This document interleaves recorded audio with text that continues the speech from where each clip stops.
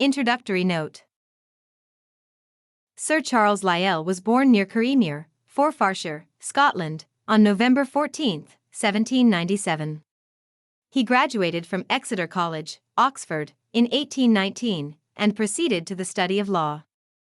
Although he practiced for a short time, he was much hampered in this profession, as in all his work, by weak eyesight, and after the age of 30 he devoted himself chiefly to science.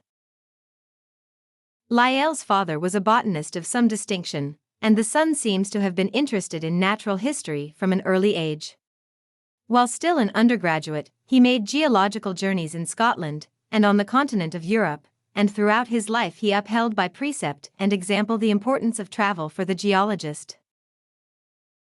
The first edition of his Principles of Geology was published in 1830, and the phrase used in the subtitle, an attempt to explain the former changes of the Earth's surface, by reference to causes now in action, strikes the keynote of his whole work.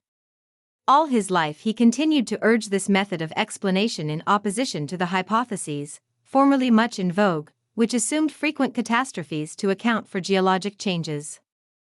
The chapters here printed give his own final statement of his views on this important issue.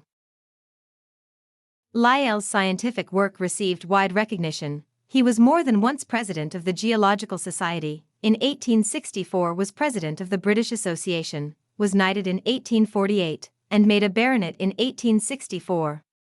He possessed a broad general culture, and his home was a noted center of the intellectual life of London. He twice came to the United States to lecture, and created great interest. On his death, on February 22, 1875, he was buried in Westminster Abbey.